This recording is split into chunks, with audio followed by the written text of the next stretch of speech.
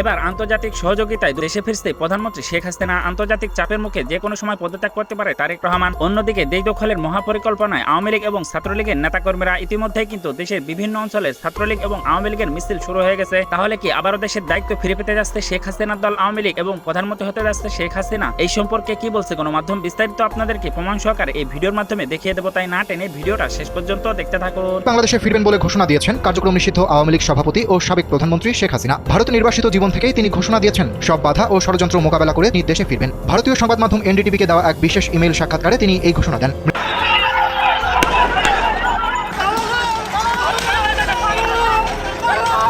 মহা সুসংবাদ, আলহামদুলিল্লাহ। আওয়ামী লীগের বাইরেদের জন্য আরো বিশাল সুসংবাদ।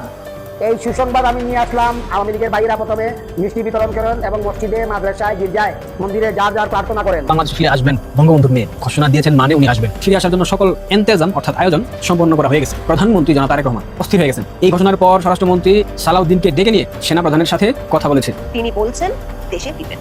প্রশ্ন হচ্ছে এমন পরিস্থিতি ঠিক কিভাবে এবং কোন প্রক্রিয়ায় আওয়ামী লীগ সভানেত্রী এই বছরের মধ্যে দেশে ফেরার স্পষ্ট ঘোষণা দিলেন। বিএনপির একটা মিছিল, সেই মিছিলে আওয়ামী লীগের হামলা, এটা কি এটার ইঙ্গিত যে তারা রুদ্রমূর্তি ধারণ করতে চলেছে? আওয়ামী লীগ এতটা শক্তি পাচ্ছে কোথায় সরকারি দলের মিছিলে হামলা করতে?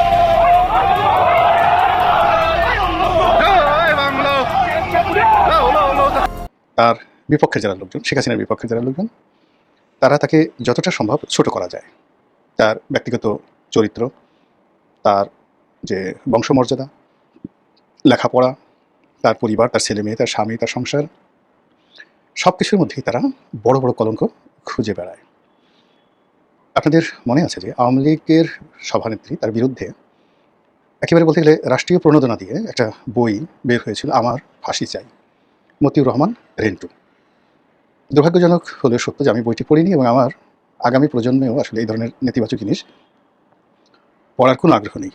মূল কারণ হলো যারা যে কোনো প্রয়োজনে আপনার সঙ্গে থাকবে আর প্রয়োজন শেষ হয়ে গেলে আপনার বদনাম করবে অন্য জায়গাতে গিয়ে, এই মানুষগুলো জাহান্নামের কীট। দ্বিতীয়ত হলো যে আপনার স্ত্রী হোক, আপনার সন্তান হোক, আপনার বন্ধু হোক, বান্ধব হোক, আপনার গোপন কথাগুলো, ব্যক্তিগত কথাগুলো, সেটা সত্য হোক মিথ্যা হোক, যখন আপনার শত্রুদের হাতে তুলে দেয়, কিয়ামত পর্যন্ত এই ধরনের মানুষের, যাকে বলা হয়, উপরে আল্লাহ লানত। তো কাজে সেই যে মতিউর রহমান রেন্টু আমার ফাঁসি চাই লিখে গিয়েছে, একটা সময় শেখ হাসিনার সঙ্গে তার ঘনিষ্ঠতা ছিল, স্নেহ ছিল, ভালোবাসা ছিল। কিন্তু এই মানুষটি যখন এই বিষয়গুলো তার শেখ হাসিনার প্রতিপক্ষের হাতে তুলে দিয়েছে, সেটা যাই থাকুক না কেন, ওটা নিয়ে আগ্রহ থাকা মানে এক ধরনের অপরাধ। আমার এই ধরনের অপরাধ ছিল। আপনি ধরুন বেগম জিয়ার সঙ্গে তো অনেকের সম্পর্ক ভালো ছিল, তারপর শেষে সাইফুর রহমান সাহেব বলেন, তারপর বিএনপি অন্তত এক ডজন নেতা আছেন যাদেরকে তিনি স্নেহ করতেন, ভালোবাসতেন, শ্রদ্ধা করতেন। এখন অনেক সময় অনেক কথা তিনি হয়তো বলেছেন, সেটি ইতিবাচক নেতিবাচক, একান্ত ব্যক্তিগত হোক, কখনো হাস্যচ্ছলে। এখন সেই কথাগুলো যদি সেই লোকগুলো আওয়ামী লীগের হাতে তুলে দেয়, কোনো অবস্থাতেই সেই লোকগুলো ভালো মানুষ নয়, এটা হলো স্বাভাবিক। এরকম শেখ হাসিনাকে নিয়ে তার প্রতিপক্ষের যে চিন্তা চেতনা, তার ঠিক রিভার্স চিন্তা চেতনা হলো আওয়ামী লীগের বেশিরভাগ নেতাকর্মী। কিছু মানুষ আছে তাকে অন্ধের মতো ভালোবাসেন আওয়ামী লীগের, কিছু মানুষ আছে অভিমান করেন যে আমাকে কেন অমুকের চাইতে বেশি ভালোবাসে না, বা আমাকে কেন অমুকের চাইতে শেখ হাসিনা কম ভালোবাসেন, এটার একটা শ্রেণী আছে। কিছু মানুষ আছে তার দ্বারা সরাসরি উপকার পেয়েছেন, তারা ওই একবার, দুইবার, তিনবার উপকার পেয়েছেন, তার প্রতি কৃতজ্ঞ। কিছু মানুষ আছে যাদের তাকদীর, জীবন শেখ হাসিনা জীবনের সঙ্গে মিলে গেছে। বিশেষ করে এই মুহূর্তে যারা ভারতে আছেন, বিদেশে পালিয়ে আছেন এবং জেলখানাতে আছেন। শেখ হাসিনা আছেন তো তারা আছেন, শেখ হাসিনা নেই, তাদের কোনো অস্তিত্ব নেই। তো এই মানুষগুলো শেখ হাসিনাকে মনে করেন সুপার লেডি এবং তার দ্বারা সব কিছু সম্ভব, এবং সবসময় আশা করেন যে এই লোকগুলো আসলে যদি শেখ হাসিনা কখনো সুযোগ পান বা পাবেন তাহলে তিনি ফিরে আসবেন। এই গেল এক শ্রেণীর লোক। আরেক শ্রেণীর লোক আছেন, আমি নিজে দেখেছি, তারা খুবই জ্ঞানী, গুণী, বুদ্ধিমান। তারা মনে করেন যে শেখ হাসিনার ভিতরে কিছু অলৌকিক ক্ষমতা আছে। এখন সেই অলৌকিক ক্ষমতা কেন আছে, কীভাবে আছে, তারা বলতে পারেন, কিন্তু অনেক বড় বড় মানুষের মুখে আমি শুনেছি এবং তারা বিশ্বাস করেন। এই যে সংসদে আবু সাইদ স্বপন নামের একজন সংসদ সদস্য, তিনি হুইপ ছিলেন, তো তিনি একবার বললেন যে শেখ হাসিনাকে হজরত ডাকা উচিত। হজরত জনাব, আরবি একটা শব্দ, সম্মানজনক একটা শব্দ।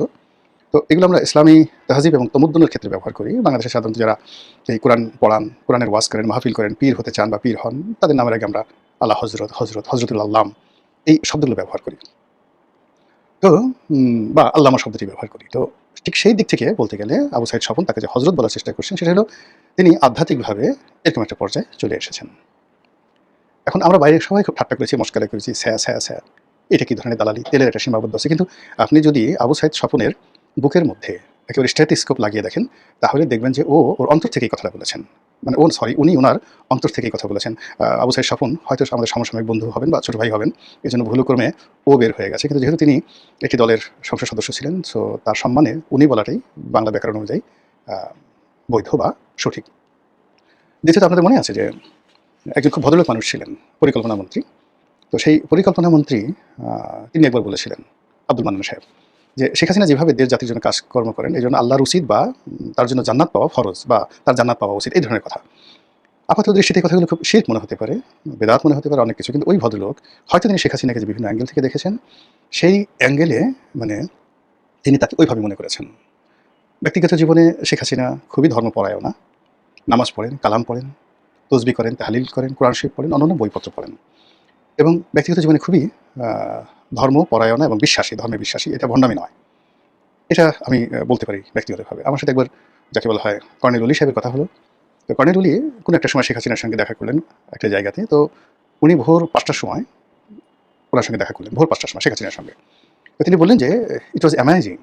আমি গিয়ে দেখি যে সেই ভোর 5টার সময় সে নামাজ পড়ে ওড়না মাথায় দিয়ে she is waiting for me, আমার জন্য অপেক্ষা করছেন।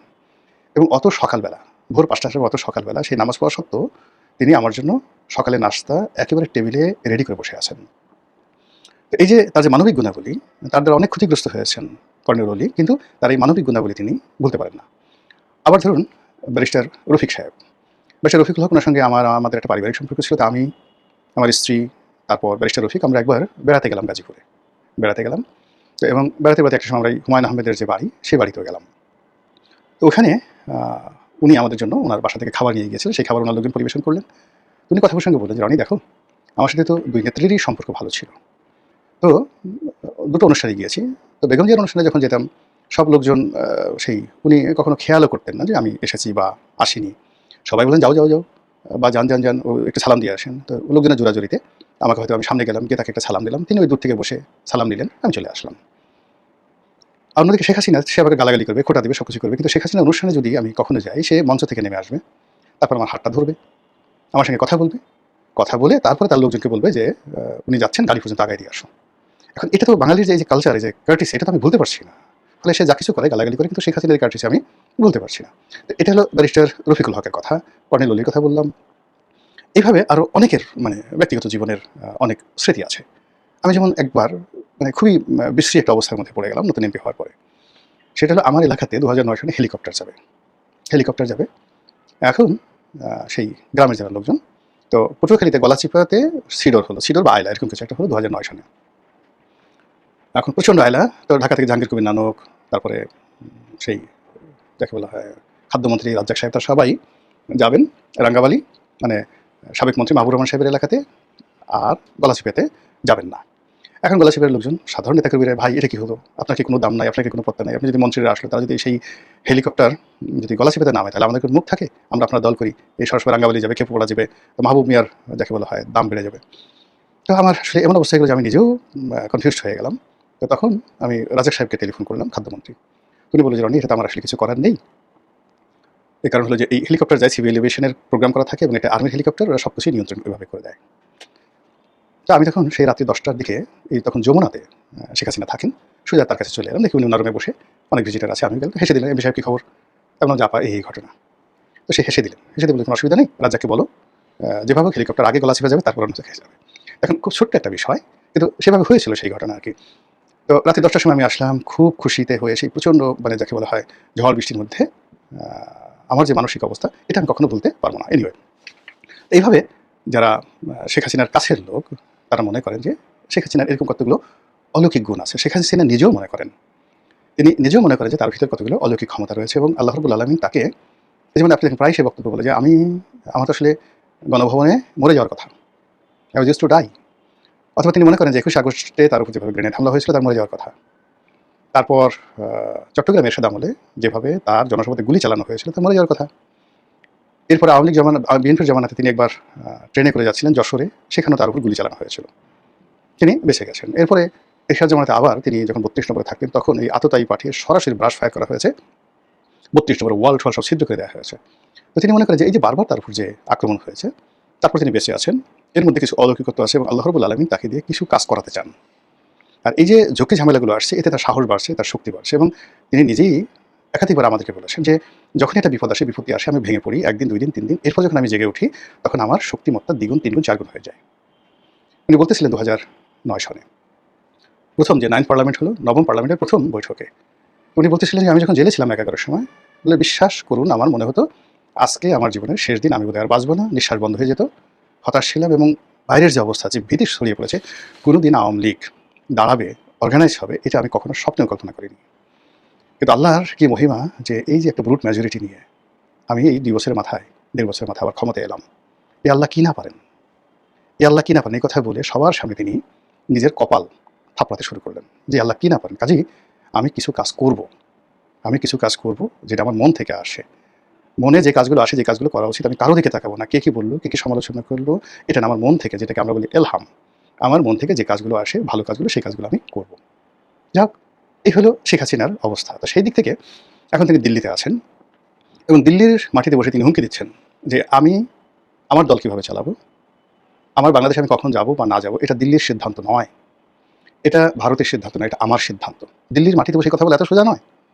যেখানে আমরা বাংলাদেশে বসে একজন রাষ্ট্রদূতের সঙ্গে আমাদের প্রধানমন্ত্রী করমর্দন করে ছবি তুলে সেটা আবার ফেসবুকে দিতে আমরা স্বাচ্ছন্দ্য বোধ করি, সেখানে শেখ হাসিনা আমেরিকার পররাষ্ট্রমন্ত্রীকে অ্যালাউ করতেন না তার সাথে দেখা করার জন্য। জন ক্যারি যখন এলেন, মানে শেখ হাসিনার সাথে সামান্তরাল হাঁটবেন, নট লাইক দ্যাট। এবং এই জন ক্যারি যিনি পররাষ্ট্রমন্ত্রী ছিলেন, যিনি আমেরিকার প্রেসিডেন্ট হওয়ার কথা ছিলেন, ভাইস প্রেসিডেন্ট ছিলেন, তো সেই জন ক্যারি এই যে এখন যে ব্রেন্ট ক্রিস্টেনসেন তার মতো লম্বা, তো শেখ হাসিনার পাশে দাঁড়ালে শেখ হাসিনাকে ছোট মনে হবে, এই জন্য সে শেখ হাসিনার পিছিয়ে পিছিয়ে হাঁটা শুরু করলো এবং হাত কাছামাছি করে। আপনি ছবিগুলো দেখেন। আর এখন ব্রেন্ট ক্রিস্টেনসেন দেখেন, সে গিয়ে করে কি ওই যে জন সিনহা বা রক, যে যাকে বলা হয় যারা ওই যে কুস্তি লড়ে, তারা যেভাবে সিনা উঁচু করে প্রতিপক্ষের সামনে যায়, সেইভাবে সিনা উঁচু করে সে সংসদ ভবনে deputy speaker Kaiser Kamal, barrister Kaiser Kamal, পররাষ্ট্রমন্ত্রী খলিলুর রহমান আর শফিকুর রহমান জামাতের, তাদের সামনে যখন যান আর ওই মানুষগুলো যখন সেই গালিভার ট্রাভেলসের দিকে তাকিয়ে থাকেন, কি যে একটা দৃশ্য। আমার কাছে মনে হয় আমেরিকা ইচ্ছা করে এই লোকগুলোকে অপদস্থ করার জন্য এরকম একটা লম্বা ছোটা লোক বাংলাদেশে দিয়েছে। শেখ হাসিনার জমানাতে যদি সে আসতে চাইতে, বিশ্বাস করে তাকে সে অ্যালাউই করতো না বাংলাদেশে, ইউ ক্যানট কাম, এত বড় একটা শরীরের লোক নাই, খাটো খোটো লোকজন দেওয়া আর কি বাংলাদেশে। এই হলো শেখ হাসিনা। সেখানে বসে তিনি বলছেন যে তিনি মরে যাবেন, জেলে যাবেন, ফাঁসিতে চলবেন, তবু বাংলাদেশে আসবেন। সেখানে বসে তিনি বলছেন যে আমি আসবো কি আসবো না সেটা ভারতের সিদ্ধান্ত না, এটা আমার সিদ্ধান্ত, আমার দলে কে সভাপতি হবে এটা আমার ব্যাপার। এমনকি তার ছেলে সজীবাদের জয় যে কথাগুলো বলেছেন যে আমার সম্ভবত রিটায়ার করবেন, তিনি বলছেন যে নো। বোঝার চেষ্টা করেন যে এই বয়সে তার ছেলে তাকে নাড়াতে পারছে না। মানে অনেক লেজ মাথা নাড়ায়, মাথায় লেজ নাড়ায়, শেখ হাসিনা এখন মাথায় হিসেবে আছেন, কোনো লেজ এখনো পর্যন্ত তাকে নাড়াতে পারেনি। সেটা ওয়াইদুল কাদের হোক, সজীব ওয়াজেদ জয় হোক, শেখ হেলাল হোক, শেখ সেলিম হোক, এনিবডি। এই বিপদের সময়ও মানে কেউ বলতে পারছে না যে শব্দ শেখ হাসিনা, শেখ হাসিনার জন্য আমাদের এই দুরবস্থা। কাজে এই যে সে আছে, আল্লাহ হজরত, আল্লাহর ওলি শেখ হাসিনা, নাকি মতিউর রহমান রেন্টু সেই শেখ হাসিনা। প্রিয় দর্শক, এই ভিডিওটা আপনাদের কাছে কেমন লাগলো? যদি বিন্দু পরিমাণ ভালো লেগে থাকে তাহলে অবশ্যই চ্যানেলটাকে সাবস্ক্রাইব করে আমাদের সাথেই থাকবেন, যাতে করে এমন নতুন নতুন আপডেট নিউজ সবার আগে আপনাদের হাতে পৌঁছে দিতে পারি। তাহলে সবাই ভালো থাকবেন, সুস্থ থাকবেন। দেখা হচ্ছে পরবর্তী কোনো আপডেট নিউজ নিয়ে।